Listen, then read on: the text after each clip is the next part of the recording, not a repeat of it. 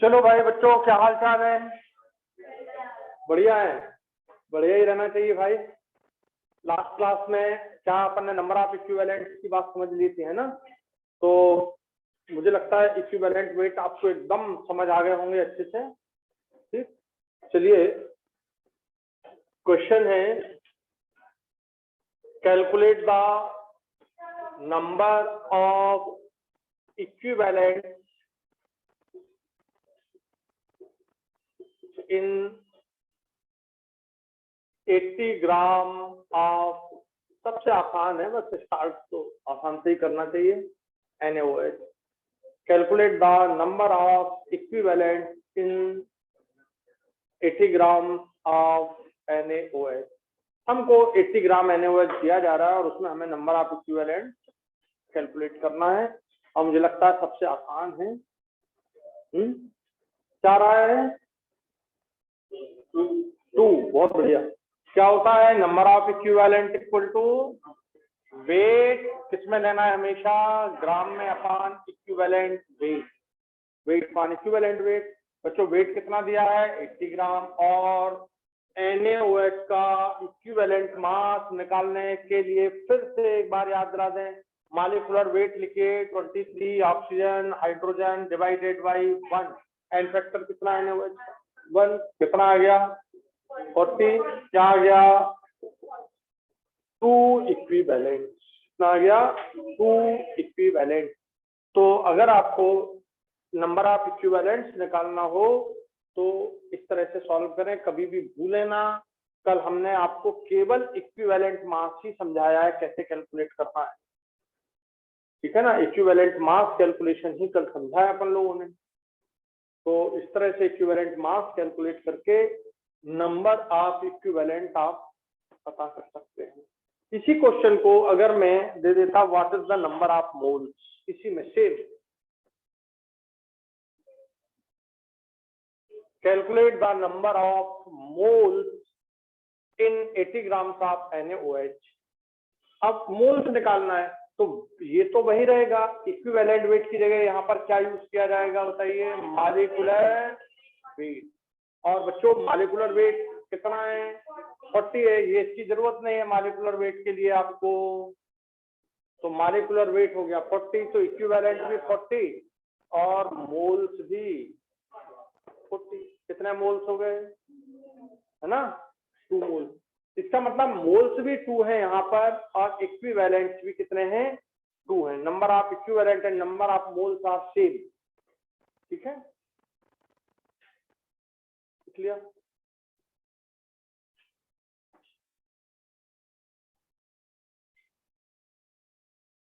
तो जब हमें नंबर ऑफ मोल्स निकालना हो, तो वेट अपान मॉलिक्यूलर वेट, और नंबर ऑफ इक्विवेलेंट निकालना हो तो वेट अपान इक्विवेलेंट वेट। और इक्विवेलेंट वेट और मॉलिक्यूलर वेट में रिलेशन होता है molecular weight by n factor equal to equivalent weight. तो बहुत इंपॉर्टेंट है ये इक्विवेलेंट वेट, सबसे ज्यादा इंपॉर्टेंट है, हर जगह इसका क्वेश्चन।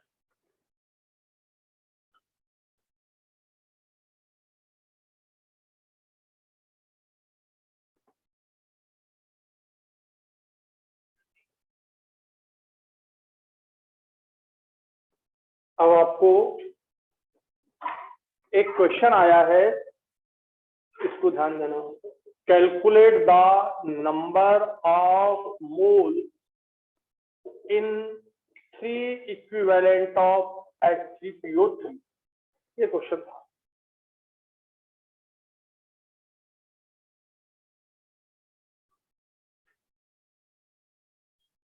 कल वाली क्लास मैंने अपलोड कर दी है, जिसने कभी नहीं देखा हो तो उसको जरूर देख लेना।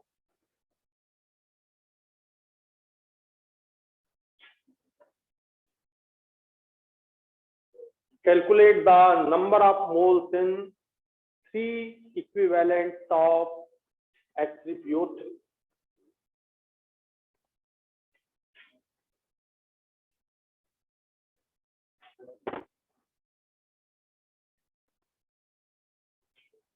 तो बच्चों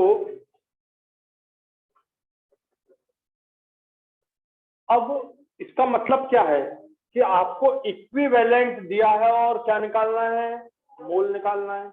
तो इक्विवेलेंट और मोल में भी तो रिलेशन होगा। आप जब मोल जानते हो, इक्विवेलेंट जानते हो, तो उसमें रिलेशन बना लेते हैं, बहुत सिंपल है। क्या होता है relation? Number of equivalent equal to weight, gram में ही होता है, upon equivalent weight. Number of mole equal to weight, वही ग्राम में है, अपॉन मॉलिक्यूलर वेट। और बच्चों इक्विवेलेंट वेट इक्वल टू क्या होता है? Molecular weight upon n factor. तो या तो तुम molecular weight equal to equivalent weight into n factor कर दो, या equivalent weight equal to molecular weight by n factor कर दो, जो भी आपको करना हो यहाँ पे। लेकिन ये रिप्लेसमेंट करते हो तो ई इंटू एन एफ कर दूं, बताओ समझ आ गया? ये यहाँ मॉलिक्यूलर वेट था, अपन ने मॉलिक्यूलर वेट की जगह ई इंटू एन फैक्टर ले लिया, ठीक है। अब बताओ रिलेशन बना दिया क्या? वेट से ई से ई गया, ये ट्रांसफर हो गया ऊपर, क्या आ गया बोलो? ये रिलेशन हो गया number of equivalent equal to n factor into number of mole. ये रिलेशन हो गया, बहुत इंपॉर्टेंट है, बहुत इंपॉर्टेंट है। ठीक है कि नहीं?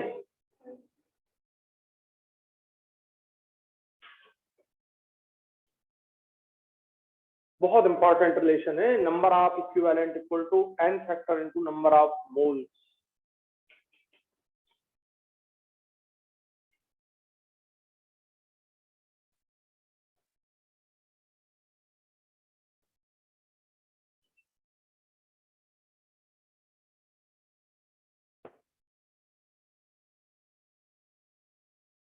number of equivalent equal to n factor into number of moles।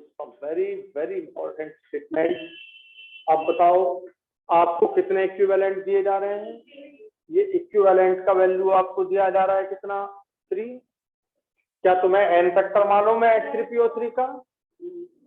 H3PO3 का नॉर्मल एन फैक्टर हो गया 2। कितने नंबर ऑफ मोल्स आ गए? 3/2। 3/2 हो गया क्लियर? तो ये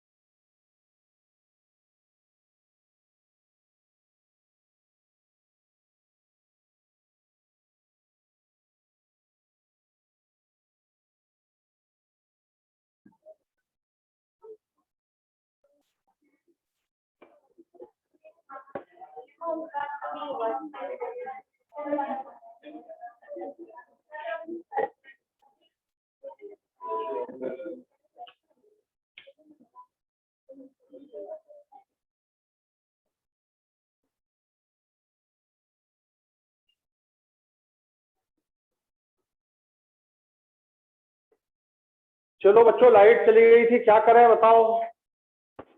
ये इंडिया है, यही तो इंडिया की पहचान है। चलिए,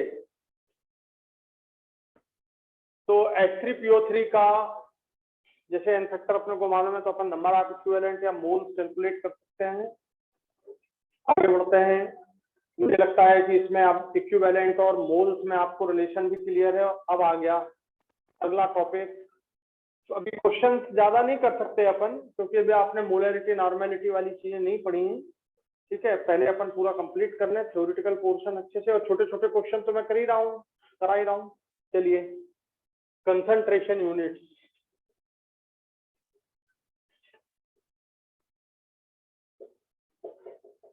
सबसे फर्स्ट है हमारा strength in gram per litre. ठीक है, स्ट्रेंथ किस टर्म में? ग्राम पर लीटर में। ठीक है,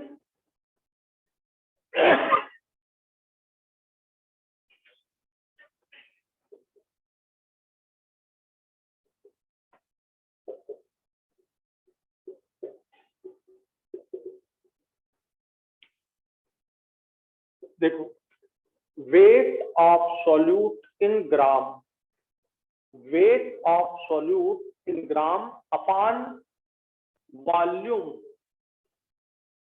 of solution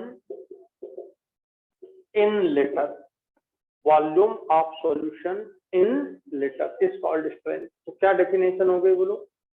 gram per litre concentration is called strength. आगे समझ, ग्राम पर लीटर कंसंट्रेशन। जैसे मान लीजिए, मैंने, ध्यान देना, ये एक हमारा बीकर है और यहाँ तक इसमें जो निशान लगा हुआ है, यहाँ तक ये 1 लीटर का है, ये 1 लीटर है।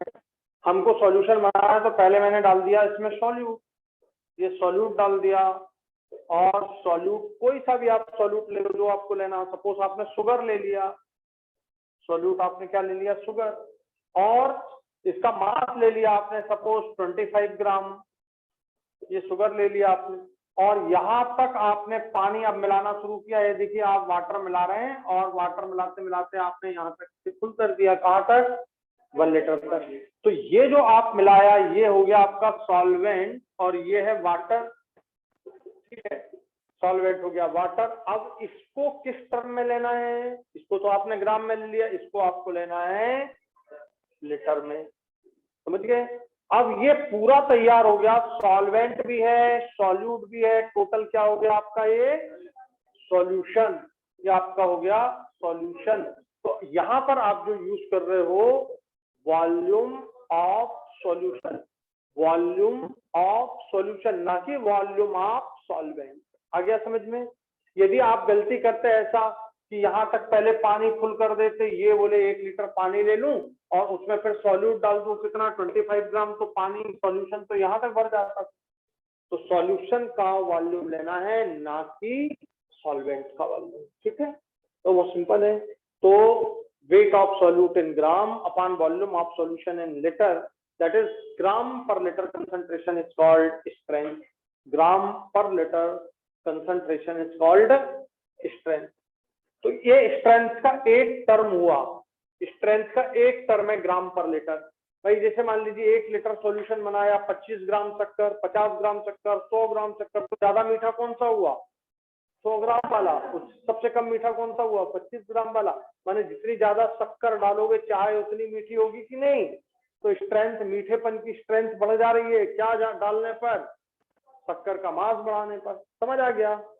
तो ग्राम per litre concentration is called strength. सबसे सिंपल है और इसमें कुछ भी नहीं है, बस सिर्फ नाम अपने को समझना है। Strength that is gram per litre. Clear?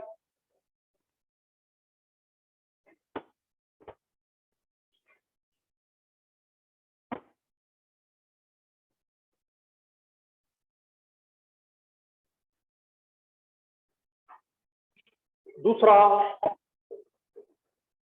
Mass percent, mass percent ध्यान दीजिएगा, इसको वेट परसेंट भी अपन बोल सकते हैं, वेट परसेंट, और ये है W/W। कुछ लोग इसे स्मॉल w कैपिटल W लिख देते हैं, ठीक है, माने स्मॉल w और कैपिटल W। इसको अपन कैसे लिखेंगे, इसको लिखेंगे मास percent by mass of solution, इसको इस तरह से लिखेंगे।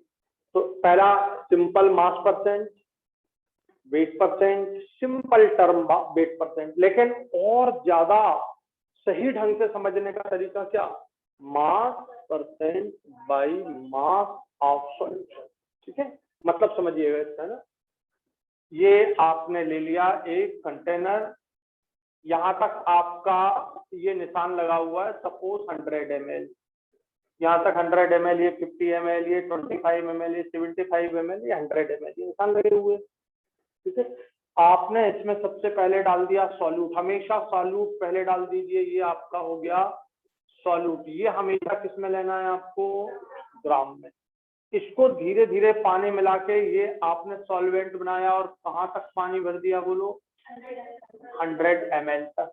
ये आपका हो गया वाटर, ये आपका हो गया सॉल्वेंट।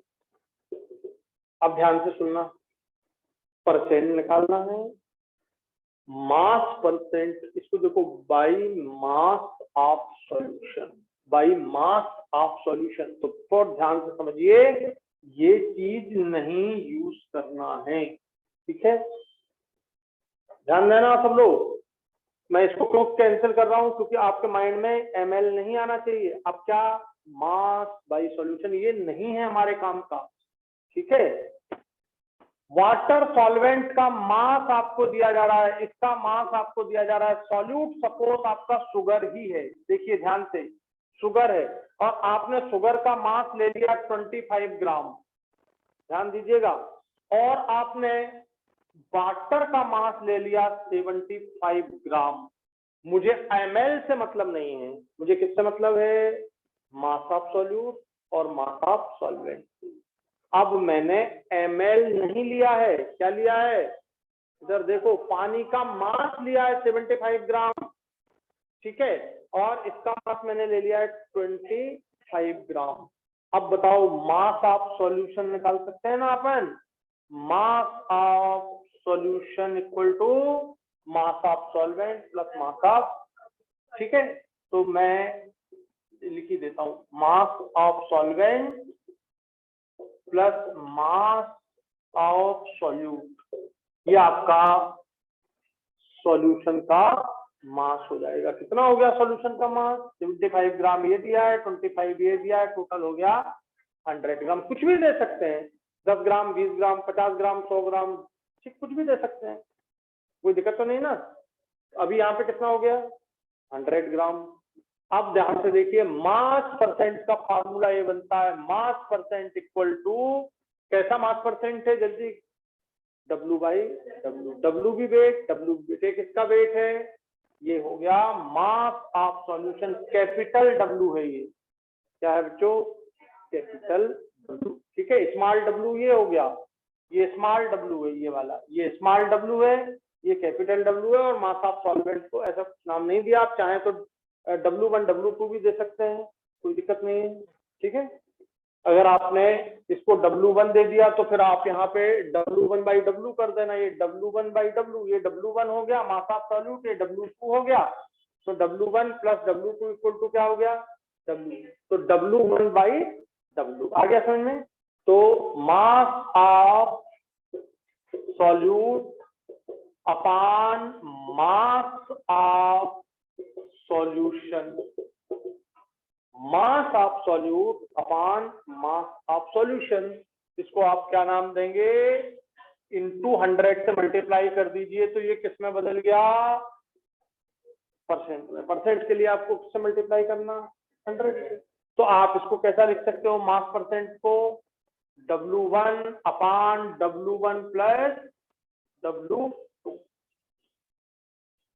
देखो इसको W1 मान लो, इसको W2 मान लो, क्या फर्क पड़ता है? अगर आपने इसको W1 बोल दिया तो ये W2 हो गया, ठीक है।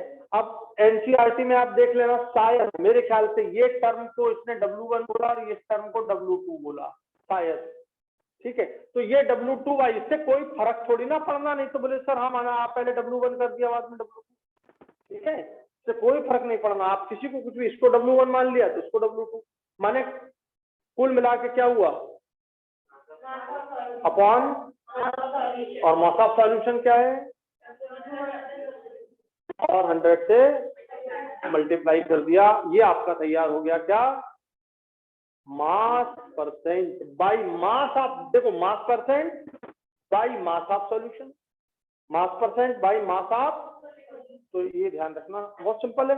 अब बताओ यदि ये क्वेश्चन आपको दे दिया जाए तो इसका आंसर क्या होना चाहिए, इसका आंसर क्या होना चाहिए, इसका मास परसेंट बोलो, 25 क्या है मास of solute, 25 mass of solute, दोनों का सम कितना हो गया 100 इंटू क्या आ गया 25%, ये आ गया आपका 25% हो गया।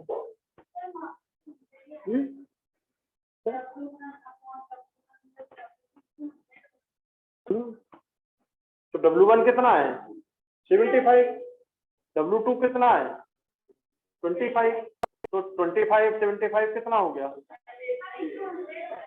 है?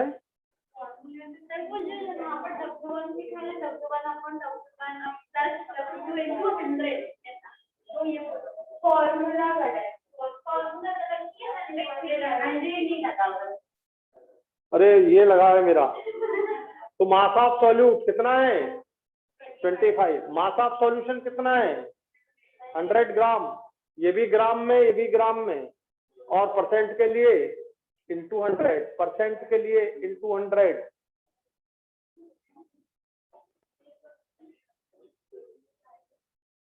हो गया।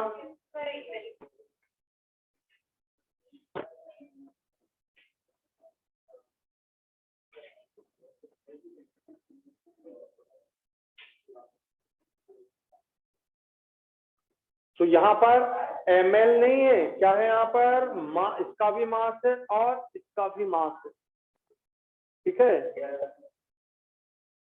अच्छे से समझ लेना इनको, ये बहुत कष्ट देते हैं, बहुत कष्ट देते हैं ये।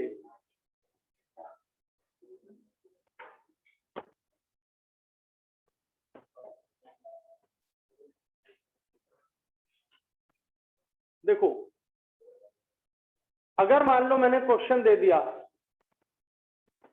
10% W/W का क्या मीनिंग है, क्वेश्चन दे दिया what do you mean by 10% small W by capital W, ऐसा लिखा रहता है या ऐसा दे दे W/2, ये तो समझ की बात है, रिप्रेजेंटेशन कुछ भी हो सकता है, बात समझने की होती है, ठीक है, बात समझने की। ये सॉल्यूट है और ये सॉल्यूशन है, सॉल्वेंट नहीं है, क्या है सॉल्यूशन। अब आप इसको एक्सप्लेन करके बताओ का क्या मतलब हुआ। आपको बहुत सारे क्वेश्चन में ऐसे ही तो दिया रहता है 10% W/W लिख दिया और आगे क्वेश्चन बना दिया, तो आपको सबसे पहले तो इसी का मतलब होना चाहिए क्लियर, क्या होता है 10% W/W। यार सोचो तुम्हें मैथ्स में 100 में से 10 नंबर मिले, मैथ्स में 100 में से कितने नंबर मिले 10, तो कितने परसेंट मिले, तो क्या डेफिनेशन हो गई 10% mean 10 gram of solute dissolved in 100 gram of solution, solvent मत कर देना, एक एक बात समझना, 10 ग्राम of solute dissolved in 100 gram of solution, ये मतलब हुआ, ठीक है। आई बात समझ में, और बहुत सिंपल है, ये देखो मास परसेंट दिया है आपको, ये देखिए कितना, आप चाहें तो आगे 10% बाई मास लिख सकते हैं, ठीक है। तो मास परसेंट आपको दिया है 10%, और किस टर्म में दिया है, इस टर्म में, ये लिखा है W बाई कैपिटल W, समझने की बात है, वो सिंपल है। अब बताओ क्लियर हो गया, इसको समझना, इस 100 को तुम इधर ट्रांसफर कर सकते हो, ठीक है, और ये इधर आ गया। अब बताओ मास परसेंट के सामने क्या है और 100 के सामने क्या है? मास परसेंट कितना दिया है? 10%। तो क्या लिखा? मास ऑफ सॉल्यूट कितना हो गया? समझिए, समझो, मास परसेंट कितना दिया है? समझ गए? मास परसेंट आपको दिया 10%, तो मैंने लिख दिया 10 अपॉन 100। 10 के सामने क्या है? 100 के सामने क्या है? तो क्या लिखा? देखो, 10 ग्राम ऑफ सॉल्यूट, सॉल्यूट कोई भी हो, dissolved in 100 gram of solution. आ गया समझ में? तो कई बार ऐसे क्वेश्चन आपको आएंगे, 38% H2SO4 38% बाई मास। अब अपन परेशान किया, क्या 38% का मतलब क्या? 38 gram of H2SO4 present in 100 gram of solution. 100 gram of solution, ठीक है, लिख लिया सबने?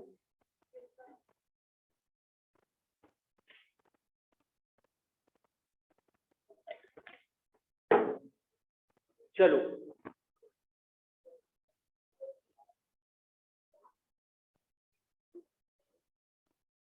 तो क्लीन। अब अगर मान लो मैं ऐसा क्वेश्चन दूं, ध्यान दीजिएगा, क्वेश्चन दे रहा हूं तुमको। क्वेश्चन है 10 gram of glucose dissolved in 50 gram of water, calculate the mass percent of this solution.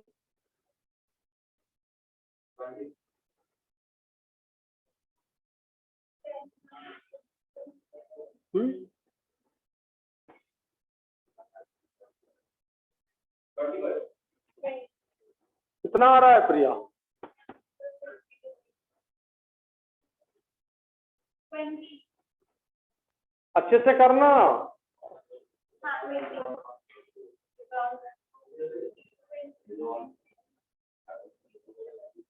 जरा से में मामला गलत हो जाएगा, क्वेश्चन गलत हो जाएगा। फिर देखो, ये रखा है तुम्हारे, इसको वापस कर दूं वहीं पे, ये वापस कर दिया।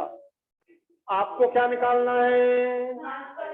आपको ये मास परसेंट निकालना है, ठीक है, equal to mass of solute. ये देखिए 10 ग्राम ग्लूकोज, ये आ गया आपका मास ऑफ सॉल्यूट। ये हो गया कितना? 10 ग्राम। यहाँ पर 50 ग्राम ऑफ सॉल्यूशन दिया है कि 50 ग्राम ऑफ वाटर दिया है? तो W1 यहाँ पर कितना हो गया? 10, और W2 कितना हो गया? 50। ये, अरे भाई, 10 ग्राम सॉल्यूट है और 50 ग्राम सॉल्वेंट है। ये कोई सॉल्यूशन लिख के थोड़ी दिया, यहाँ पे वर्ड समझो, समझ गए कि नहीं? यहाँ पे 50 ग्राम ऑफ सॉल्वेंट है, ये वाटर, सॉल्यूशन नहीं दिया। और परसेंट के लिए आप 100 माने, आपका 60 मार्क्स का पेपर हुआ, उसमें से 10 आपको है, तो 10/60 इंटू 100, 10/60 इंटू 100। आ गया समझ में? तो आपको लैंग्वेज को बहुत अच्छे से पढ़ना है।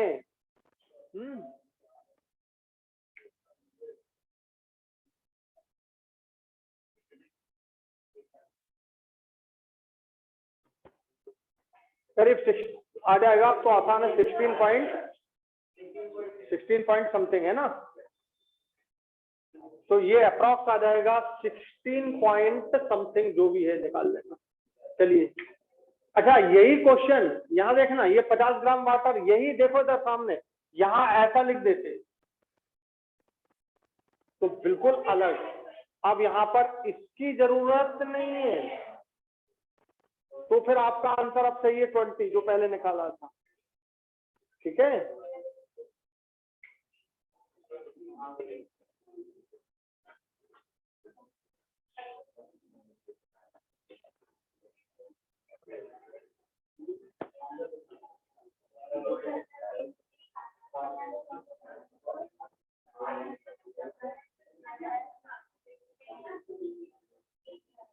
चलो देखो, अब मुझे लगता है अब मास परसेंट में किसी को कोई प्रॉब्लम नहीं, एक ही क्वेश्चन से बात क्लियर हो गई मास परसेंट में। अगला देखो जी,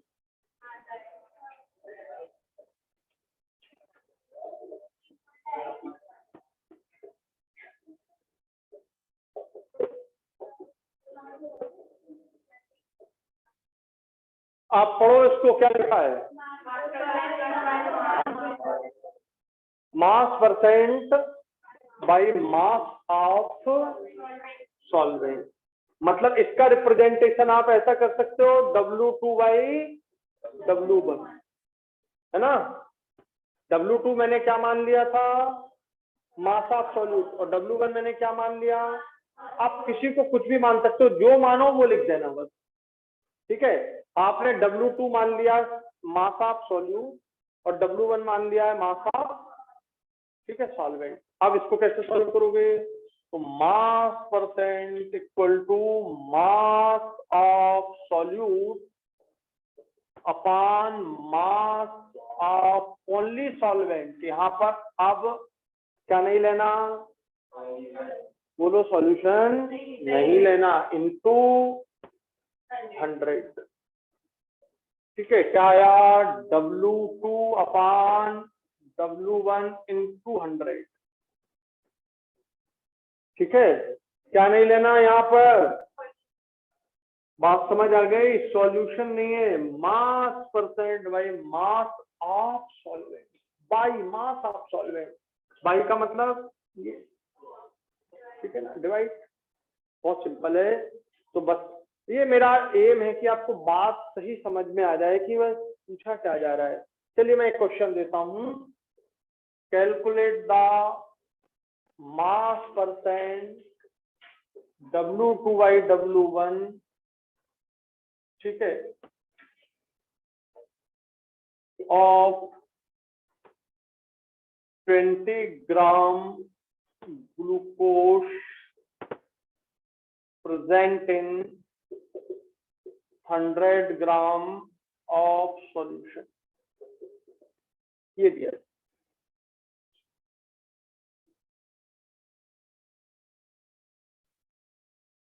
आपको मास परसेंट कैलकुलेट करना है, बट ये मास परसेंट W2 बाई W1 दिया है, ठीक है, ना कि W2 बाई कैपिटल W, ठीक है।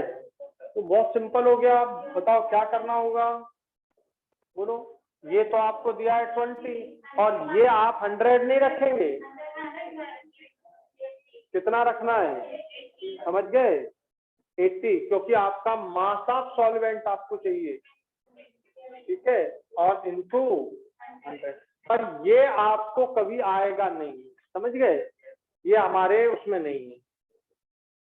तो इसको अपन क्या बोल देंगे कि भैया ये हमारे उसमें है नहीं, इसको ये नॉट अलाउड है ना, ठीक है। क्या होता है कि अपन को याद नहीं रहा और ऐसा अपन ने कर बैठे, क्योंकि क्वेश्चन ज्यादातर mass percent by mass of solution ही होते हैं, ठीक है। तो ये मैंने बस सिर्फ आपको समझ डेवलप कराने के लिए ही लिखा है कि बाई मास ऑफ सॉल्वेंट भी हो सकता है, ठीक है।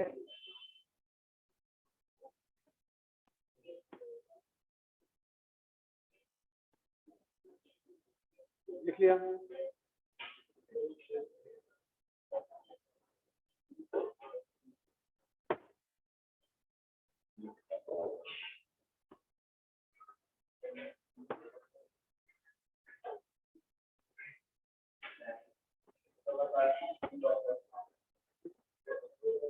तो इस तरह से मास percent by mass of solution, mass percent by mass of solvent, और दोनों अच्छे तरह से आप समझ गए। मास percent by mass of solution तो हम अलाउ करेंगे, हमारे कोर्स में है, वो दूसरा नहीं है, बस समझने के लिए आपको मैंने बता दिया। तीसरा, मास परसेंट, ध्यान देना, W बाई V, W2 कर दें, W2 by V, W2 by V, ठीक है। ध्यान दो, आसान हो गया। अब समझना अच्छे से, इसको ध्यान से समझना। Mass percent equal to mass of solute upon volume of solution. बच्चों सॉल्वेंट नहीं है। फिर ध्यान देना यूनिट पर, अभी यूनिट का मामला और क्लियर होना, ग्राम। और ये यहां देखो क्या लिया, बोलो, गुस्सा तो नहीं आ रही? बोले वहां तो लीटर था, तो वो ग्राम पर लीटर था, वहां स्ट्रेंथ था, ठीक है। यहाँ क्या है, ml, ठीक। तो इनटू 100 ये आप कर दोगे तो ये आपका मिल जाएगा मास परसेंट। कौन सा वाला? मास। इसको आप ऐसा लिख सकते हो, मास percent by volume of solution. Mass percent by volume of solution, ठीक है।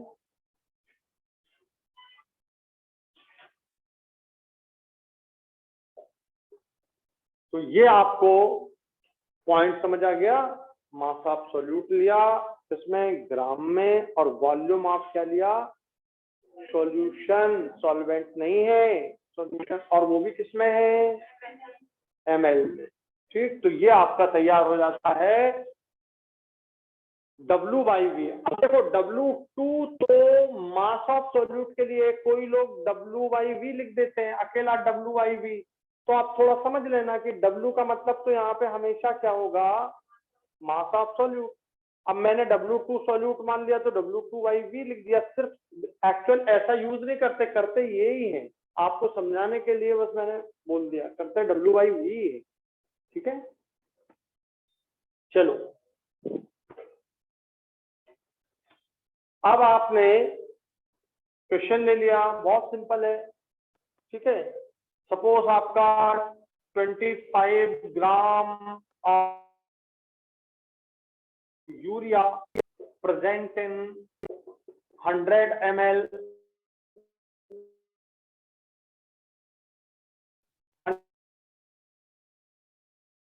ml of solution, ठीक। 50 ml solution, calculate the mass percent by V।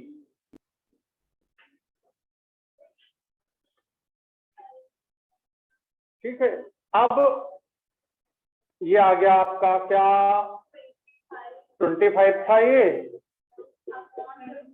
Mass of solute, और मास वॉल्यूम ऑफ सॉल्यूशन किसमें दिया देखो, ml में। तो हमें कुछ करने की जरूरत नहीं पड़ी, ये ग्राम में है, ये ml में है, और इनटू 100 कर देना है, ठीक है।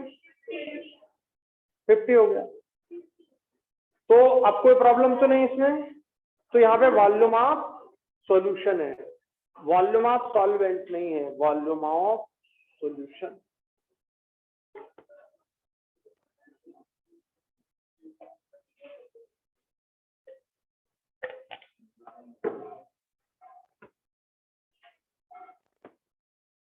अब ध्यान देना, अब तुम्हें गुस्सा भी आएगी, कहां पर, हटा दूं इसको।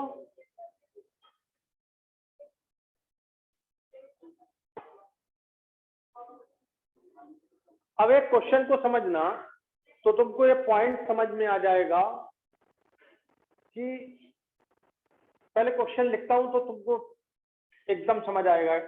कैलकुलेट द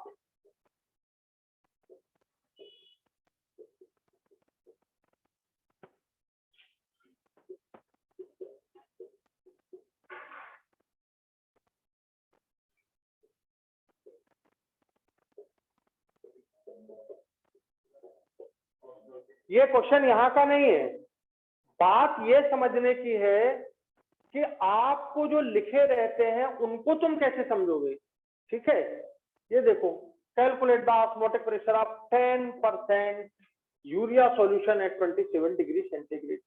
अब बोले सर ये क्वेश्चन तो सब जगह देखा है, आपकी एनसीईआरटी में पहले ही क्वेश्चन है ये 10%। परसेंट तो बहुत सारे पढ़ लिए, दिमाग खराब हो रहा है कि क्या दिया यार 10%। ठीक, बहुत सारे पढ़ लिए हैं। तो अब हम ऑस्मोटिक प्रेशर वाला फार्मूला सबको याद है, क्या होता है, जल्दी बोलो। ये तो पीवी इक्वल टू एनआरटी होता है ना भैया, होता है, ठीक है। पी हो गया ऑस्मोटिक प्रेशर, पर पी को यहाँ पर पी ना लेके पाई ले लेते हैं। एनसीईआरटी में पाई लिख दो, चाहे पी से कोई फर्क नहीं पड़ना, आंसर वही आएगा, ठीक है। तो पाई भी equal to NRT. N number of moles होते हैं, कल पढ़ लिए। नंबर ऑफ मोल्स क्या होता है, वेट अपॉन मॉलिक्यूलर वेट। इसको आप ऐसा लिख सकते हो, wait of solute upon molecular weight of solute. ये वेट अपॉन मॉलिक्यूलर वेट हो गया एन, ठीक है। आर इंटू टी, ठीक है, ये एनआरटी हो गया आपका, ठीक। और यदि मैं वी को इस तरफ ट्रांसफर कर दूं तो ये पाई हो गया, ठीक है। ये पाई निकालना है तुम्हें। अब दिमाग लगाओ कि वेट बाई वॉल्यूम दिया है, ये देखो क्या है, यहाँ देखो ध्यान से, ये देखना है तुमको, ये पॉइंट क्या है, देखो ये देखो, वेट, मास को वेट भी बोल सकते हो भाई। तो मास ऑफ सॉल्यूट हो गया और वॉल्यूम ऑफ सॉल्यूशन। समझ आ गया, समझ आ गया। तो यहां पर जब 10% कुछ दिया नहीं है तो हमको जो पूछा है, क्या पूछा है, पाई ऑस्मोटिक प्रेशर पूछा है, उससे समझना पड़ेगा कि ये तुम्हारा कौन से टाइप का है, ठीक है। आया कि नहीं समझ में। जैसे ध्यान देना, इस बोर्ड पर समझना पड़ेगा कि किस पेन से लिखना पड़ेगा। यहाँ पे ये पेन भी रखे हैं, ये पेन भी रखे हैं, और मेरा आईपैड वाला पेन भी रखा है, ठीक है। तो समझना पड़ेगा कि इस बोर्ड पर लिखने के लिए ये पेन लिखें कि ये वाला पेन उठाएं, जो आईपैड पे लिखता हूँ वो पेन उठाएं। ये पेन बेकार है, इसके लिए आईपैड वाला पेन बेकार है, ये पेन से आप लिख सकते हो। तो ये समझ आ गई हमको कि जब हम यहाँ पर इस पेन से लिख सकते हैं तो हम यहाँ पर जो 10% यूज करेंगे वो कौन सा वाला है, ये दिख गया। समझ आ गया ना। तो ये इनको समझना बड़ा जरूरी है, नहीं तो आप तुरंत क्वेश्चन गलत कर दोगे। चलो, तो ये मेरा इस तरह समझाना था। अब बाकी अपन कर सकते हैं। ये देखो, वेट आपको दिया है 10%। 10% का मतलब क्या हो गया, जरा बोलो इसको देख के। 10% ये फिर से देखो, इसको आप उठा के इधर शिफ्ट कर दो, ये हो गया मास परसेंट के सामने मास ऑफ सॉल्यूट है, और 100 के सामने वॉल्यूम ऑफ सॉल्यूशन। इसका मतलब क्या हो गया, ये 10 है और ये क्या है 100, समझ गए। 10 gram of solute presented 100 ml of solution. 10 gram of solute presented 100 ml of solution. 10 ग्राम इसके सामने, ml ऑफ सॉल्यूशन इसके सामने, ये सामने मैंने लिख दिया। इसका मतलब ये हो गया 10 अपॉन 100। समझ आ गया। ये 10, ये 100, आर का वैल्यू होता है 0.0821, ठीक है। टेम्परेचर कितना है, कितना दिया मैंने, 27 डिग्री, मीन्स 300 केल्विन हो जाएगा, 300 केल्विन, ठीक है। मॉलिक्यूलर वेट किसका, यूरिया का, निकाली लोगे 60 होता है। आप सॉल्व कर लेना है। क्या आ गया आपका, बोलो क्या आ गया। अरे तो इस साल आया है ना तुमको नीट में, 10 ग्राम यूरिया, 10 ग्राम ग्लूकोज और 10 ग्राम सुक्रोज, तीनों का अलग अलग सॉल्यूशन आपको दिया है। उनका osmotic pressure P1, P2, P3 दिया है, और आपसे पूछा है कि P1, P2, P3 का सीक्वेंस क्या, यही तो क्वेश्चन है। बस यहाँ पे 27 की जगह 0 कर देना, 0 डिग्री कर दिया तो यहाँ पे क्या आ जाएगा 273, ठीक है। बट उसमें सॉल्यूशन नहीं पूछा, उसमें केवल क्या पूछा है कि कौन P1, P2, P3 का क्या सीक्वेंस होगा, तो वो केवल मॉलिक्यूलर वेट से, क्योंकि सबके मास तो 10 ग्राम है, ठीक है। तो सिंपल है बच्चों, समझ आ गया है। तो मेरा मतलब ये है कि ये जो परसेंट दिया यहाँ पर, ये हम कौन सा माने, तो इसको मनवाने के लिए आपको यहां जाना पड़ेगा, यहां से सोचना है।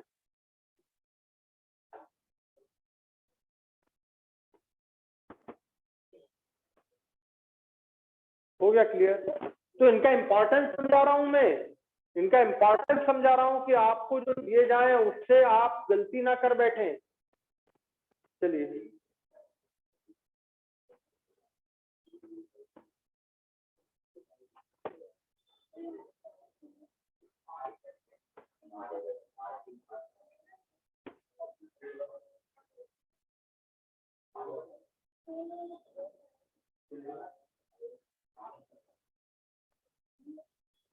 तो यहाँ का कॉन्सेप्ट आपको क्लियर हो गया पूरा अच्छे से। तो अब आपको मास पर दो ही इंपॉर्टेंट हैं, W/V और W/W। ये हमेशा ही आपको पूछे जाते हैं, ठीक है। अब मुझे लगता है कि अब किसी को दिक्कत इसमें नहीं है, स्ट्रेंथ भी आप अच्छी तरह से समझ लें। अगला, अच्छा मान लो मैं क्वेश्चन दे दूं, calculate the mass percent by volume when strength of glucose solution is 100 gram per liter।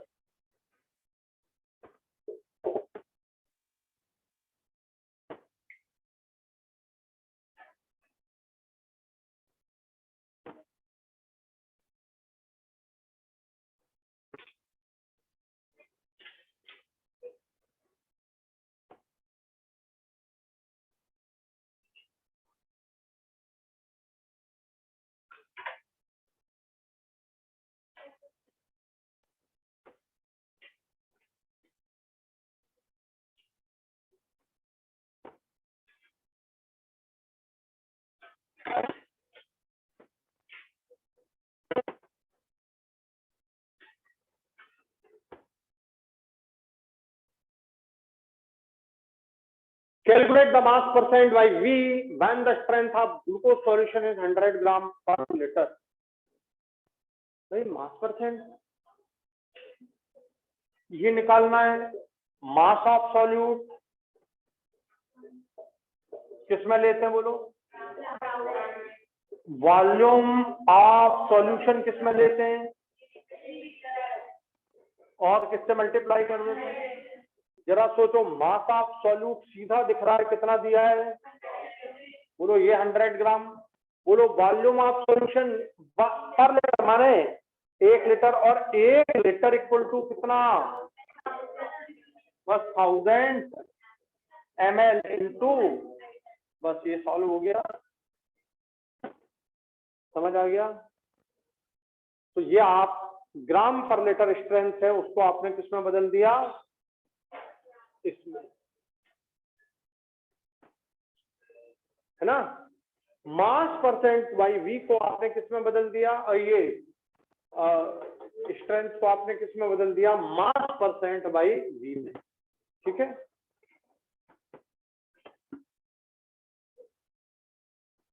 आ गया समझ में आप लोग को? Yes sir.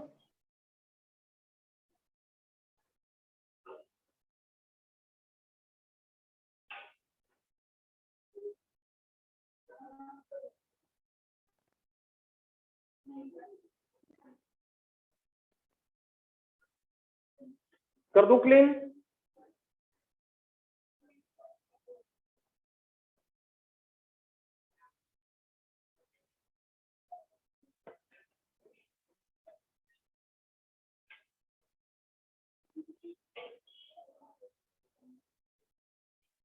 इस तरह से ये सॉल्व कर सकते हैं। आ गया समझ में ना? चलिए नेक्स्ट है, बहुत अब आती है सही टर्म। ये तो सिंपल टर्म थे, पर इनको समझना बहुत जरूरी है, कब क्या यूज किया जा रहा है। और मैंने आपको एक एग्जांपल में समझा भी दिया कि ऑस्मोटिक प्रेशर में आप कैसे यूज करोगे, ठीक है। ये तो अकेला लिखा 10% है, हम क्या सोचे अब 10% भैया वेट बाई वॉल्यूम है कि वेट बाई वेट है, क्या किसके लिए मैं समझू? तो आपको समझने का तरीका भी मैंने समझा दिया कि वहां यूनिट कौन सी आप समझो। चलिए लिखिए,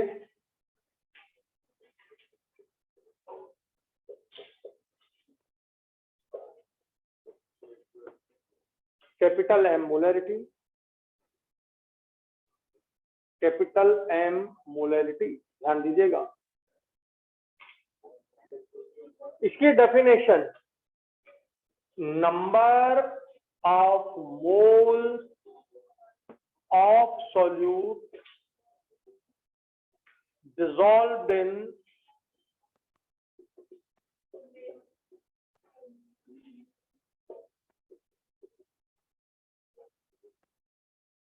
अच्छे से पढ़िए, number of moles of solute, यहाँ पर मास नहीं है, अब बात क्या की जा रही है, number of moles of solute dissolved in 1 liter of solution is called molarity। ये डेफिनेशन, इसी को आप बोलते हैं molar concentration.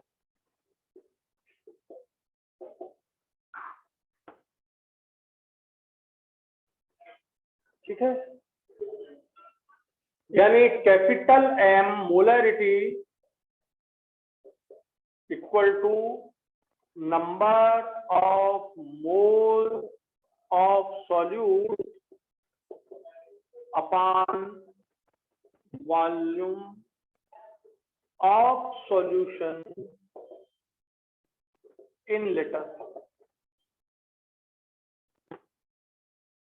Number of moles of solute upon volume of solution in litre, इसको ही बोलते हैं सीधी मोलैरिटी। सोचो, अगर यहाँ पर ग्राम होता तो पहला टर्म आ जाता स्ट्रेंथ, जो सिंपल ग्राम पर लीटर स्ट्रेंथ आ जाती। यहाँ पर जो स्ट्रेंथ है ये भी स्ट्रेंथ है, पर ग्राम पर लीटर को आपने किस में बदल दिया, मोल पर लीटर में। क्या किसमें बदल दिया बच्चों, इसका यूनिट क्या बन गया, ये इसका यूनिट है मोल्स पर लीटर। ये देखिए मोल्स और ये लीटर, तो moles per litre is the unit of molarity, और मोलैरिटी का दूसरा नाम क्या, मोलार कंसंट्रेशन।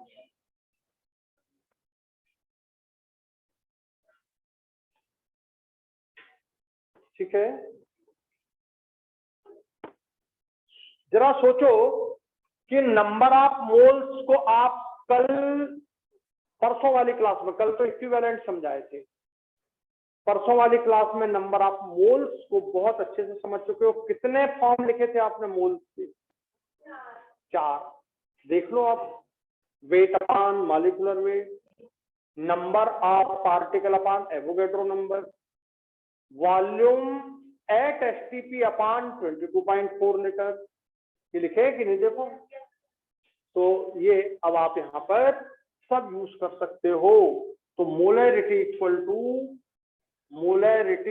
टू इसमें पहले आप सिंपल इसका M, small m, capital M equal to number of moles of solute upon volume of solution in litre, ये शॉर्टकट लिख सकते हो। ठीक है, ये शॉर्टकट। NB देखो, NB का B का मतलब, अब इसमें 2 है, एक सॉल्वेंट A मान लो, सॉल्वेंट सॉल्यूट B मान लो, सॉल्वेंट 2 मान लो, सॉल्वेंट सॉल्यूट 1 मान लो, जो आपको मानना हो। तो NB/V में ज्यादातर NB/V यूज करता हूं। ठीक है, चलिए देखिए,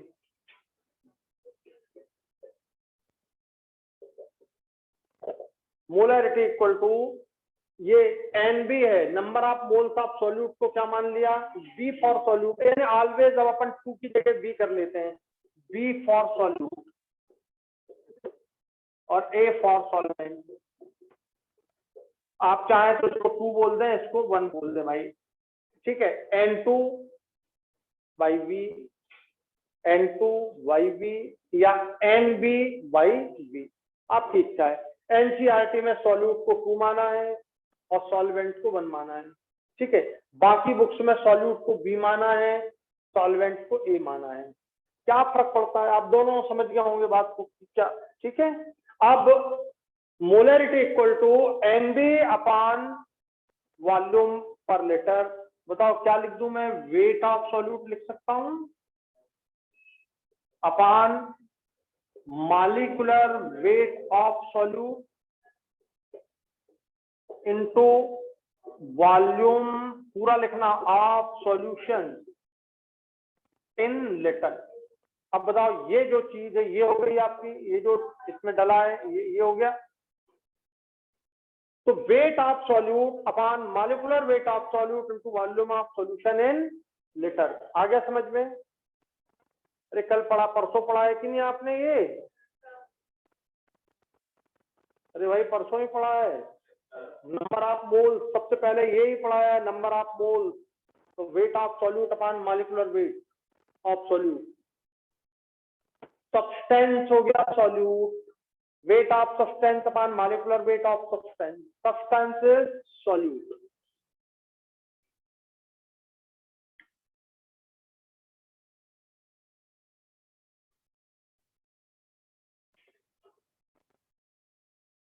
क्या हो गया? मोलैरिटी इक्वल टू, बोलो, नंबर ऑफ मोल्स माने WB weight of solute upon molecular weight of solute MB into volume of solution in litre. Shortcut बिल्कुल। Weight of solute WB, molecular weight of solute MB into volume of solution in litre. चलिए मैं permanently एक बात लिख देता हूं, पहले लिख लो।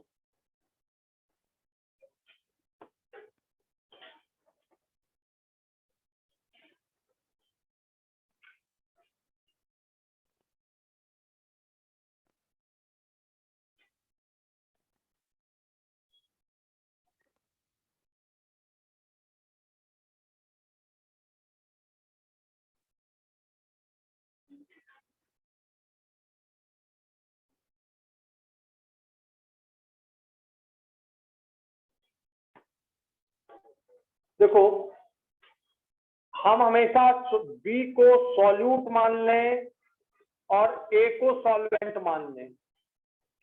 तो WB का मतलब हो गया वेट ऑफ सॉल्यूट, ठीक है, समझ गए? और WA का मतलब हो गया वेट ऑफ सॉल्वेंट।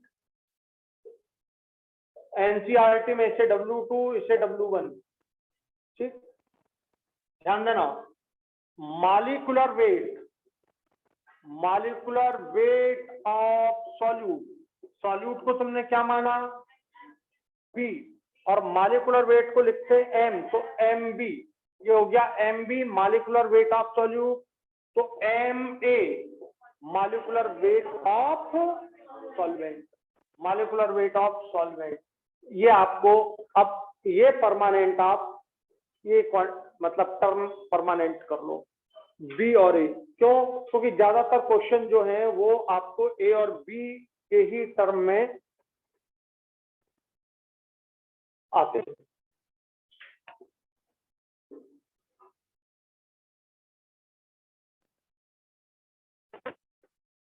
अब अगर मान लो आप NCERT के माने तो इसे आप कर देना M2, इसे आप कर देना M1, ठीक है।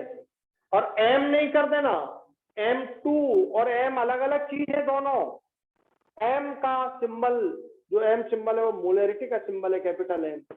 और यहाँ पर M नहीं है, ये M2 है, M1 है, MV है, MA है, ठीक है।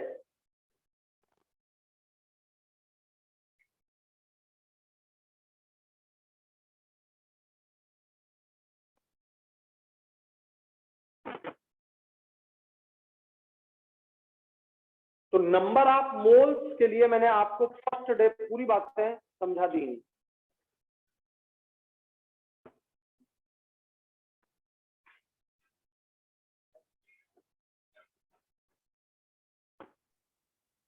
चलिए देखिए, तो मोलैरिटी इक्वल टू हो गया NB upon V in litre. ये molarity simple formula, NV upon V। NV is the number of moles of solute और V in litre. V in litre but क्या? सॉल्वेंट नहीं, सॉल्यूशन, ठीक है ना। तो अब आपको कोई समस्या इसमें नहीं है, बहुत सिंपल है।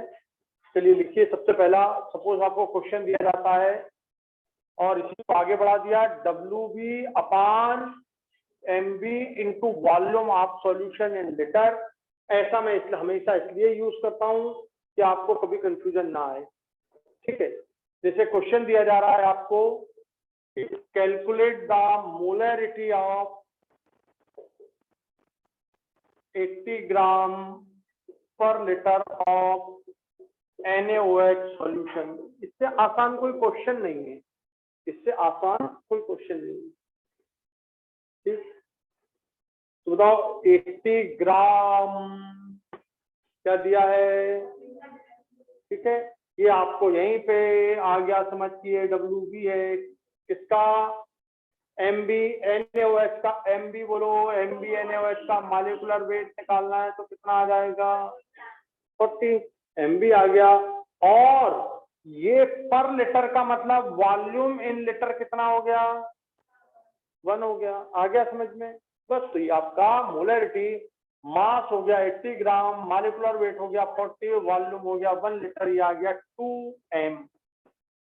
बोले सर यहाँ भी m लिखा है और यहाँ भी m लिखा है, तो मैं अभी इसका मतलब समझाऊंगा। आप इसको ऐसा भी लिख सकते हो 2 मोल पर लीटर, आप इसको ऐसा 2m। तो ये जो मोल पर लीटर है ये किसकी यूनिट है, ये जो मोल पर लीटर है वो किसकी यूनिट है, मोलरिटी की। तो मोल पर लीटर को m से भी रिप्रेजेंट कर सकते हो, कैपिटल M से। 2m का मतलब ही हुआ 2 मोल पर लीटर।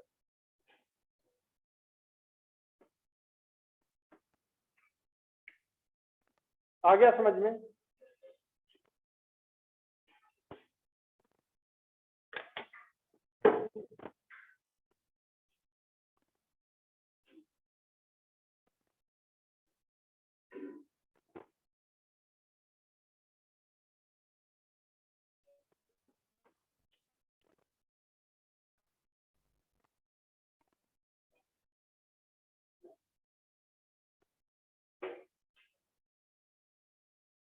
कोई दिक्कत तो नहीं समझने में।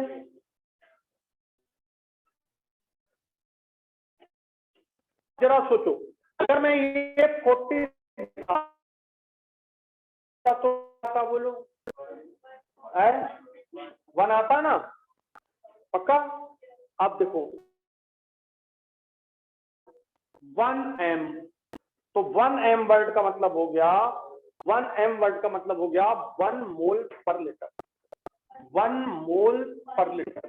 ठीक है, और इसी को हम बोलेंगे मोलार सॉल्यूशन, मोलार सॉल्यूशन। इसका मतलब हो गया 1 मोल of solute dissolved in 1 liter of solution। ये मतलब हुआ 1m दें तो मतलब हो गया इसका 1 मोल पर लीटर का मतलब हुआ मोलर सॉल्यूशन। आगे 1 नहीं लिखा इसमें, मोलर के आगे 1 नहीं लिखा, इसका मतलब 1 है। ठीक है, बात समझ आ गई। और इसका रिप्रेजेंटेशन ये हुआ 1 मोल of solute dissolved in 1 litre of solution. ठीक है, अच्छा बच्चों, अगर मैंने 80 ग्राम दिया होता यहाँ पर तो 80, ये कितना आ जाता बोलो, तो आप क्या बोलोगे, क्या आया, का मतलब क्या हुआ, जल्दी बोलते जाओ, का मतलब क्या हुआ। 2 को बोलते हैं by molar solution, by molar solution का मतलब क्या हुआ, 2 मोल of solute dissolve in 1 litre of solution. समझ आ गया। यदि मैं मान लो आपको, ध्यान से सुनना, यदि मैं मान लो आपको 80 ग्राम की जगह 20 ग्राम देता, आप देखो ये 20 ग्राम दिया, बोलो 20 ग्राम दिया, तो आपका ये कितना आता, जरा बोलो कितना आता, 1/2 आता ना, हाफ। तो भैया यहाँ पर आपने बोल दिया 0.5m, इसको आप 0.5m भी तो लिख सकते हो ना, 1/2, तो 0.5m, 0.5m का मतलब हुआ बोलो 1/2m, ऐसा लिख सकते हो। 1/2m का मतलब क्या हुआ? 1 मोल इन 2 लीटर, 1 मोल इन, और इसी को क्या लिख सकते हो? 0.5 मोल पर लीटर, सभी तो लिख सकते हो ना। 0.5 को क्या लिख सकते हो? 1/2। तो क्या लिखेंगे? 1/2m। क्या लिखेंगे? 0.5 मोल पर लीटर। क्या लिखेंगे? 0.5m। और क्या लिखेंगे? बोलो हाफ। हाफ का मतलब होता है सेमी, समझ गए? सेमी, हाफ तो सेमी फाइनल, बोले आधा फाइनल जीत गई इंडिया, समझ गए कि नहीं? तो सेमी का मतलब होता है हाफ। तो बच्चों यहाँ पर semi molar, semi molar solution, और सेमी मोलर सॉल्यूशन का मतलब हो गया 1 मोल डिसॉल्व्ड इन 2 लीटर, और इसी को लिख सकते हो 0.5 मोल डिसॉल्व्ड इन। ये दोनों का एक ही मतलब है ना, तो आपको ये पूरे मतलब समझ में आने चाहिए, मतलब ही हो जाओ, ठीक है? हो गया मतलब ही नहीं? समझ आ गया मतलब?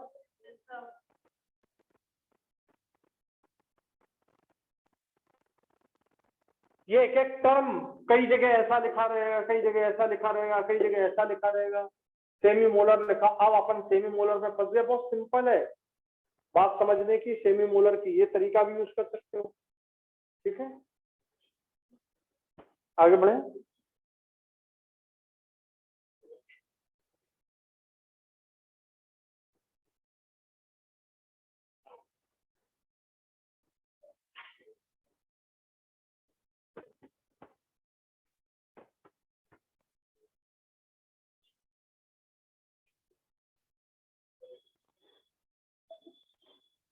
बढ़ जाए आगे, कद्दू कर लें इसको।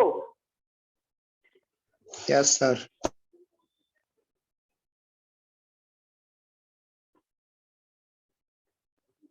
इधर देखो सब ध्यान से। तो 1m हो गया, 2m हो गया, हाफ एम हो गया। सपोज 5m होता, सपोज मैं आपको ये 200 ग्राम दे देता, कितने ग्राम दे देता? तो 200 ग्राम, ये कैंसिल, कितना आ गया बोलो? मतलब ये आपका क्या था आंसर बोलो? तो 5m लिखो, चाहे क्या लिखो, ठीक है? 5 मोल पर लीटर लिखो, और 5 को हम बोलते हैं पेंटा, तो ये बन जाएगा पेंटा मोलर। और मीनिंग क्लियर हो गया, 5 मोल इन 1 लीटर। अब बस ऐसा लिखते जाना, ये सब पूरा नहीं, एक बार लिखने का तरीका क्लियर होना चाहिए। देन अगर मान लो मैं आपको ये 200 ना देके, ठीक है, क्या दे देता? 2 दे देता। क्या दे देता? 2 नहीं, 2 से कम 8 दे देता, सॉरी 8 दे देता मैं, यहाँ पे 8 ग्राम दे देता, क्या 8 ग्राम? तो बताओ ये कितना आता? 1/5। तो 1/5m। अच्छा इनको ऐसा भी लिख सकते हैं m/5, नहीं तो बोले सर आपने बताया था 1/5m और वहां दिया था m/5, दोनों एक ही चीज है। m/5 बोलो चाहे 1/5m बोलो, ठीक है? तो 1/5m, m/5, यानी क्या मतलब हुआ जरा बोलो, क्या मतलब हुआ इसका? हाँ, इस डिजाइन में अगर बोलोगे तो क्या बोलोगे? 1 मोल प्रेजेंट इन 5 लीटर, ठीक है? और इसको आप और क्या लिख सकते हो बोलो? पॉइंट, अरे 1/5 को और क्या लिख सकते हो? 0.2m लिख सकते हो या नहीं लिख सकते हो? बोलो तो कुछ। तो बस आप इसको 0.2m भी लिख सकते हो। मतलब क्या हुआ इसका? 5 को बोला पेंटा, और अगर 1/5 हो तो पेंटी मोलर, ठीक है? तो 1/5m या m/5 बोलिए या 0.2m बोलिए या पेंटी मोलर सॉल्यूशन बोलिए, और इसका मतलब अपने आप क्लियर हो गया, 5 मोल, 1 मोल dissolved in 5 liter of solution, 1 mole in 5 liter। और दूसरा डिजाइन है 0.2 मोल in 1 liter। आ गया समझ में?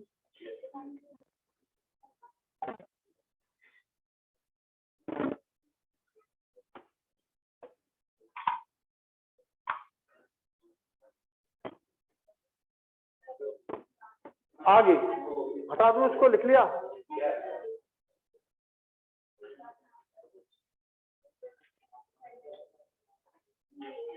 ध्यान दो बच्चों, अगर मैं 10 ले लेता हूं, कितने ले लेता हूं? 10। अगर मैंने आपको ये 400 ग्राम दिया होता, 400 ग्राम, और ये आ जाता आपका कितना बोलो? 400, 10 आ जाता 10 मोल पर लीटर। तो बच्चों 10 m का मतलब हो गया 10 मोल पर लीटर का मतलब डेका मोलर। ठीक है, 10 मतलब डेका, 5 मतलब पेंटा। तो इसे आप ध्यान रखना। और इसका मतलब हो गया 10 मोल डिसॉल्व इन 1 लीटर। आप ये पॉइंट मत भूल जाना, ये क्या है? सॉल्यूशन। क्योंकि आगे हमको यही बात तो समझनी है। मान लो मुझे मोलरिटी को मोलरिटी में कैलकुलेट करना हुआ, कन्वर्ट करना हुआ, मोलरिटी को मोलरिटी में कन्वर्ट करना हुआ, तो आपको ये चीजें अच्छे से क्लियर होनी चाहिए। ठीक है, तो 10 मोल पर लीटर डेकामोलर। अच्छा 1/10 होता तो इसको आप क्या बोलते हैं? m/10 सॉल्यूशन का मतलब डेका, ये 0.1 मोल पर लीटर। सर वीडियो ऑफ है। लिख सकते हो, लिख सकते हो कि नहीं? बोर्ड विजिबल नहीं हो रहा है सर। तो 1/10 m/10 भी लिख सकते हो, ये m/10 भी लिख सकते हो। 1/10 m/10 0.1 मोल पर लीटर। और इसी को बोल सकते हो ये डेका, तो ये देशी मोलर, देशी मोलर। और इसका मतलब हो गया 0.1 mole present in 1 litre of solution. बोलो समझ आ गया?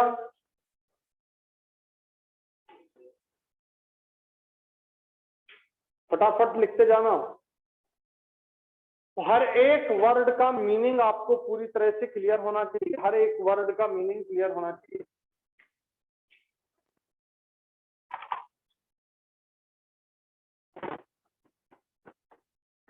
चलिए लास्ट। अगर मान लीजिए ये देखिए, एक और जीरो बढ़ा रहा हूं मैं, 100 m कर दिया मैंने, तो इसका मतलब 100 मोल पर लीटर। इसका मतलब 100 जब होता है तो अपन बोलने लगते सेंचुरी मार दी सचिन ने। ठीक है, क्या हो गया? सेंटा, सेंचुरी का सेंटा, सेंटा मोलर। और 1/100 माने m/100, सामने देख लो। तो यहाँ पर ये क्या हो गया? 0.01 मोल पर लीटर। तो जैसे डेका और डेकी, और डेकी मत बोलना, डेसी। तो डेका डेसी, तो centa centi, centa centi, deca deci, penta penti. ऐसे थोड़ा ध्यान रखना, तो आपसे कभी गड़बड़ नहीं होगा। और ये हो जाएगा 0.1,